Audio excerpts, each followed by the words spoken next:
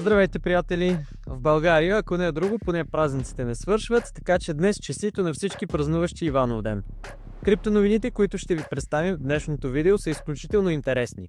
Ще ви разкрием как един трейдър превърна начална инвестиция от малко над $300 в над $2 милиона.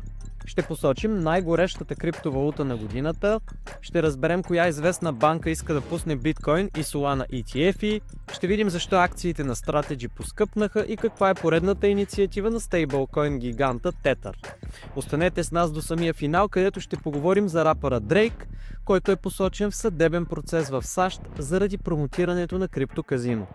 Чукнете едно абонаментче, за да ни следите всеки ден, ударете лайк бутона и пуснете едно коментарче и да действаме.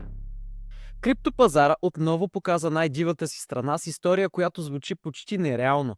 Анонимен трейдър успя да превърне едва $321 в зашеметяващите $2,18 милиона само за 11 дни, напомняйки, че в индустрията всичко е възможно. Данните разкриват, че печалбата идва от ранен залог в нов мемкоин, изграден върху Solana, наречен със странното име 114514 и пуснат чрез платформата Pump.fun, точно около Коледа. Трейдърът е закупил десетки милиони токени в самото начало, когато интересът е бил минимален, а рискът огромен. Само дни по-късно обаче ликвидността нараства, а цената прави експлозивен скок, носейки доходност от близо 6800 пъти. Подобни истории подхранват мита за криптолотарията, в която мълци печелят астрономически суми, докато мнозинството остава с празни ръце. Това не е изолиран случай. През последните години сме виждали подобни удари при Shiba Inu, Pepe и редица други мемкоини, където ранните участници печелят баснословни суми. Но зад бляскавите печалби се крие и тъмна страна – манипулации, концентрирани притежания и класически pump and dump схеми. Изводът е ясен. Криптото все още може да направи няколко милионер за дни, но риска остава също толкова брутален, колкото и потенциалната награда. Водещата американска медия CNBC хвърли бомба в ефир, като обяви XRP за най-горещата криптовалута на годината, изпреварвайки дори биткоин и етериум. Водещите подчертаха, че токенът на Ripple е започнал годината с силен ръст и ясно се отличава сред големите риби, привличайки все по-голямо внимание от инвеститорите. Най-важното обаче не са само процентите. Фактът, че голяма финансова медия като CNBC открито посочва XRP като лидер, е силен сигнал за промяна в настроенията. Дълго време актива беше в сянка заради регулаторни проблеми, но сега изглежда, че пазара започва да го възприема по нов начин, като такъв с реален потенциал, а не просто спекулация. Допълнителен тласък идва и от разговорите за Spot XRP ETF в САЩ. Дори само споменаването на подобен продукт в ефира на CNBC подсказва, че интересът от по-големи и по-сериозни инвеститори расте. А историята показва, че когато вниманието от тяхна страна се засили, това често води до още по-голям интерес от масовата публика. С други думи, XRP отново е под прожекторите. И когато мейнстрим медии започнат да говорят за дадена криптовалута като за най-горещата на годината, това обикновено означава, че голямата история тепърва започва. Морган Станли подаде документи до американския регулатор SEC, с които подготвя фондове, свързани с биткоин и Solana. С други думи, банката иска да предложи на клиентите си лесен и регулиран начин да инвестират в тези активи. Въпросните фондове, известни като ETF-и, позволяват на инвеститорите да печелят от движението на цените, без да се занимават с портфейли, ключове и борси. Това ги прави изключително привлекателни за по-консервативни играчи, големи фондове, компании и заможни клиенти, които досега са стояли на страна от крипто.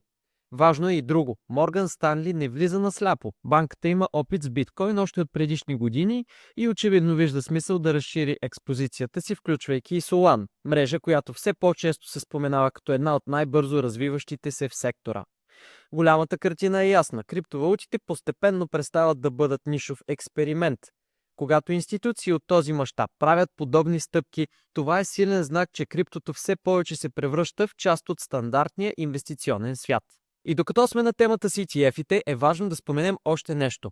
Bitwise получи одобрение да пусне първия спот ETF за Chainlink на Ню-Йоркската фондова борса. Coinbase Custody ще съхранява активите, а най-старата американска банка BNY Mellon ще отговаря за паричните средства. Цената на Link се е покачила с 11% за последната седмица и ще проследим дали възхода ще продължи след положителната новина. Компанията Strategy, бившата MicroStrategy, обяви, че акциите й ще останат включени в индексите на MSCI и при предстоящия преглед през февруари. Това решение идва след потвърждение, че така наречените Digital Asset Treasury Companies ще продължат да бъдат част от индексите, въпреки дебатите около бизнес моделите им. Това е добра новина, защото индексите се следят от много големи фондове и ETF-и по целия свят. Ако една компания е част от тези индекси, много инвестиционни фондове автоматично купуват и държат нейни акции. Ако бъде извадена, често се стига до принудителни продажби. С по-прости думи, пазара приема начина на работа на Strategy и не прави изключения заради биткоин. Това означава, че фирмата се възприема като нормална част от финансовата система, което носи повече сигурност за инвеститорите и потвърждава, че биткоин стратегията е напълно легитимна. Акциите на компанията логично скочиха след обявяването на новината, достигайки едномесечен връх от около $170. Tether пусна Scudo, нова мерна единица за своят токенизиран златен актив Tether Gold, за да направи златото по-лесно за използване онлайн, особено при малки суми. Едно Scudo е равно на 1/1000 от трой унция злато, което позволява хората да изпращат и получават частички злато без неудобни дълги десетични числа. Компанията сравнява идеята с сатошитата при биткоин – малка, удобна единица за ежедневни транзакции. Активът е обезпечен с над 1300 златни кюлчета и има пазарна капитализация около $2,3 милиарда. Това идва на фона на растящата цена на златото напоследък и огромния интерес към благородния метал от страна на инвеститорите. В САЩ се разгоря сериозен съдебен спор, в който известният рапър Дрейк е замесен заради рекламиране на платформата Stake. Според колективния иск, той и други популярни инфлуенсъри са помагали за популяризирането на сайт, който официално се представя като Sweepstakes платформа, но на практика според ищците работи като онлайн казино, заобикалящо американските закони за хазарта.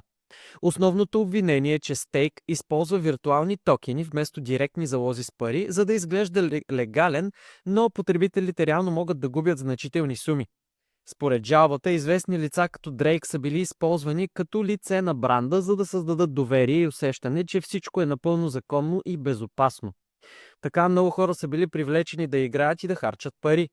Криптоелемента идва от имиджа на Stake като платформа, тясно свързана с криптокултурата. Стримове с големи залози, показен лукс и внушението, че печалбите са лесни и бързи. Ищците твърдят, че това е подвеждало потребителите и е прикривало реалните рискове. От своя страна Stake и замесените инфлуенсъри отричат обвиненията.